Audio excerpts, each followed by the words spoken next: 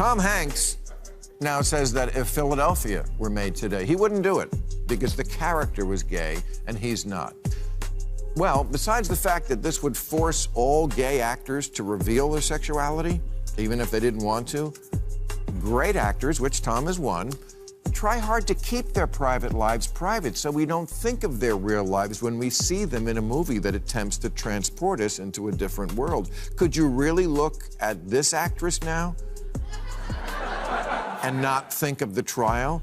Should she only play bed-shitters now? Bill Maher goes straight at Hollywood's entire woke casting mindset, and the contradictions he calls out are becoming harder and harder to ignore. This time, Bill Maher targets actors, producers, and casting directors for pushing an identity-first agenda that, in his view, is doing real damage to movies, storytelling, and creative freedom. And once you hear the examples he brings up, it becomes much harder to defend what Hollywood has been calling progress because Bill Maher's argument is simple. When ideology starts deciding who gets to play what, talent takes a back seat, creativity begins to shrink, and the audience ends up paying the price, and every key detail is right here. So if you enjoy sharp commentary with no sugarcoating, hit subscribe, drop a like, and get ready to dive straight into it. Casting directors have to stop listening to the casting police and go back to doing their job, which is picking the best actor for the role. Now, I mention this because a lot of people lately are either apologizing for or calling on others to apologize for playing roles they call appropriation. James Franco was just chosen to play Fidel Castro, and John Leguizamo posted, "No more appropriation. Boycott. This I don't got a problem with Franco, but he ain't Latino." Okay, but John Leguizamo is Colombian American. He ain't a Venetian, but he played one.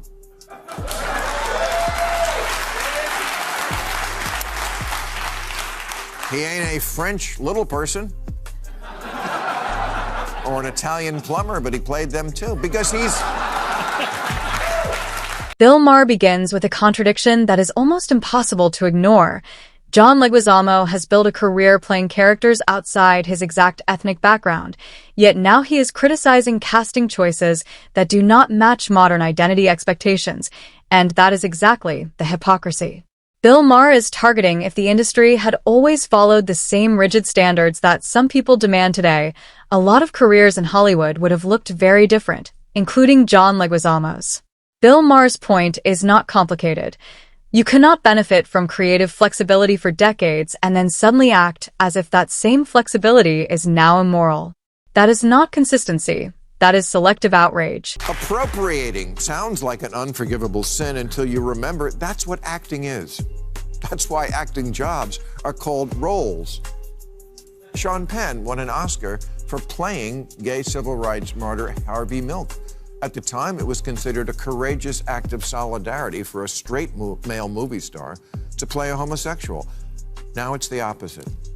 Eddie Redmayne played a transgender woman in The Danish Girl, but now calls that a mistake because many people don't have a chair at the table. Well, actually, in movies now, they do. And what does it have to do with you playing trans?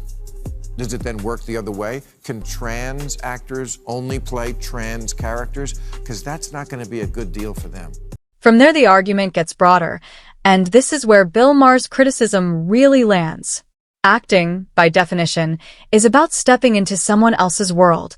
It is about transformation. It is about range. It is about making an audience believe in a character who is not you. The moment the industry starts saying actors should only play people who exactly match their own identity, background, politics, or lived experience, the craft itself starts to shrink. The imagination starts to shrink. And once that happens, storytelling becomes narrower, safer, flatter, and far less interesting. What you get are not stronger films. You get more constrained films. Why don't we just go by merit and let the best actor win? Which seems like what happened when Ana de Armas just got picked to play Marilyn Monroe, even though she's Cuban with an accent. Hey, maybe she should play Fidel Castro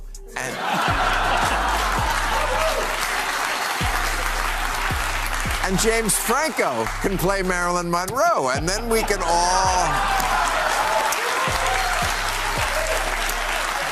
all stay in our lanes.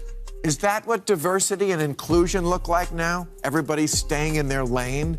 That is why Maher uses humor to expose how absurd the logic can become. That is why Bill Maher uses humor to expose how absurd the logic can become. His joke about James Franco playing Marilyn Monroe and Ana de Armas playing Fidel Castro sounds funny on the surface, but the point underneath it is serious. If identity alone becomes the main standard, then casting starts drifting into nonsense. Talent becomes secondary, suitability becomes secondary, and storytelling becomes secondary. And once you reduce the entire process to demographic box checking, you are no longer protecting art. You are reducing art to a compliance exercise. Bill Maher's criticism here is blunt, but difficult to dismiss. These rules do not elevate movies. They risk making them look ridiculous. And isn't the best acting always about making us feel our common humanity beyond separate identities? A black George Washington in Hamilton, of course. But Ryan Gosling as Frederick Douglass? Yes, that would be problematic. Ma also hones in on the double standard. And let's not pretend people don't see it. In today's climate, some kinds of identity-crossing performances are celebrated while others are attacked almost instantly. One direction is praised as bold and meaningful. The other is condemned as offensive, and Ma's point is simple. If the rule changes depending on who is doing the acting, then it is not really a principle. It is ideological favoritism. Hollywood claims to be creating fairness. But what Ma sees instead is a new kind of selective gatekeeping that rewards some people for. Lawrence of Arabia was gay. Peter O'Toole wasn't. I can live with that. Because he was so cool, he almost made me gay. Emma Stone caught hell for playing a Hawaiian, Jake Gyllenhaal for playing a Persian, Gal Gadot for wanting to play Cleopatra, Johnny Depp for playing an Indian, even though he's not an actual Comanche, and spoiler alert, he also doesn't really have scissor hands.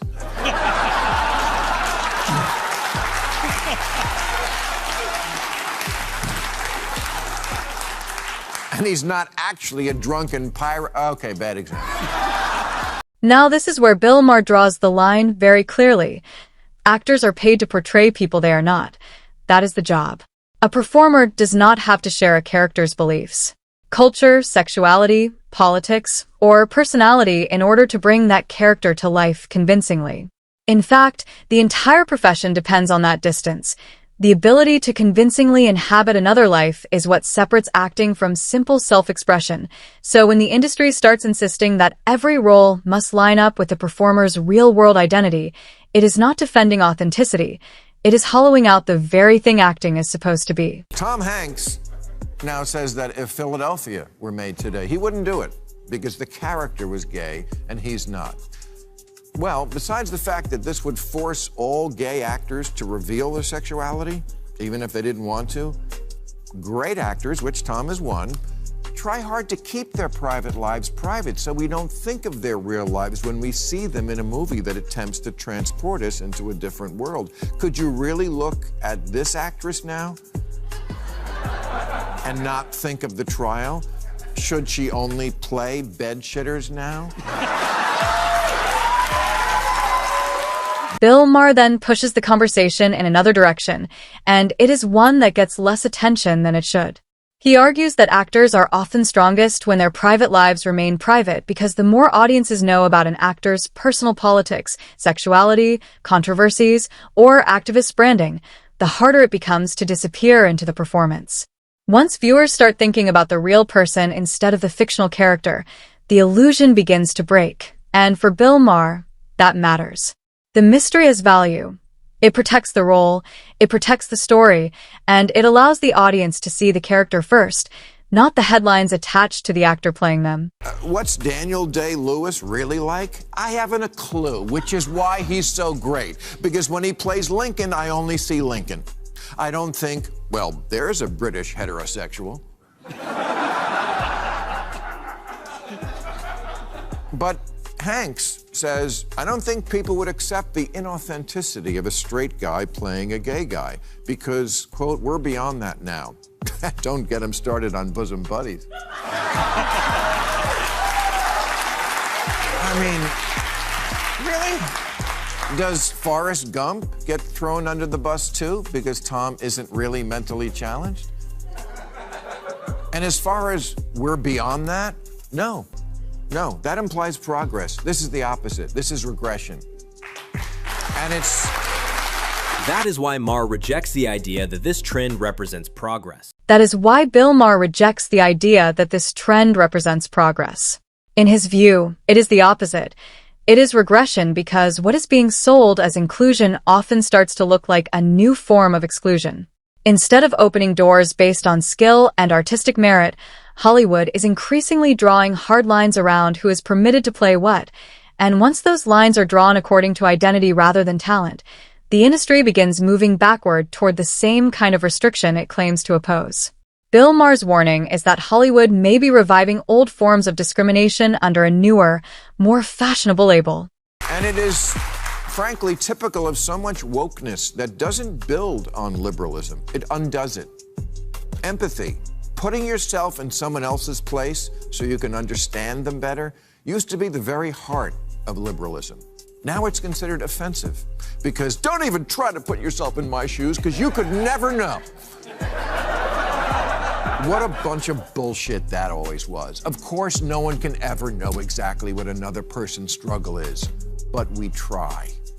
Black Like Me was a 1950s book about a white man who darkened his skin and went out into society because he wanted to understand what his black brothers and sisters were up against. Today, all the woke mob would see about that was a guy who did blackface.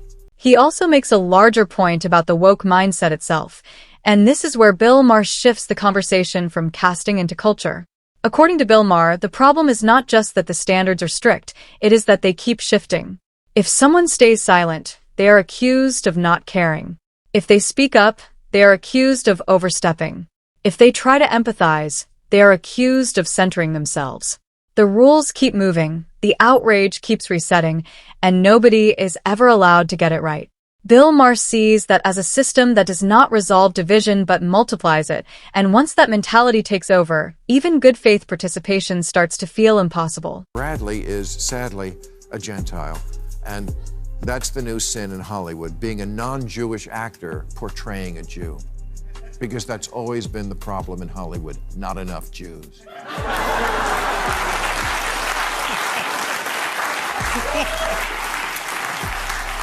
The woke even have a word for this troubling new phenomenon, Jewface.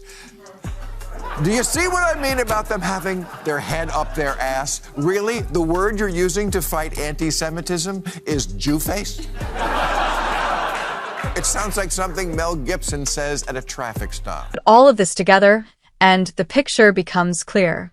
Bill Maher is not just criticizing a few casting choices. He is challenging an entire worldview that places ideology ahead of performance, public identity ahead of transformation, and moral signaling ahead of storytelling. His argument is that Hollywood is forgetting what acting is supposed to be, not biography, not activism. Not political compliance. Acting is supposed to be imagination, risk, and the ability to become someone else. And once the industry loses that, it does not just lose artistic freedom. It risks losing the audience too, and that is the real takeaway. Bill Maher's takedown works because it cuts straight through the contradictions, showing how identity-based casting rules can punish the same creative freedom that built Hollywood in the first place, how double standards continue to pile up, and how the industry's obsession with ideological purity may be suffocating the very art it claims to protect. If you enjoyed this breakdown, hit like, subscribe, and drop your thoughts in the comments. Thanks for watching, and I will see you in the next.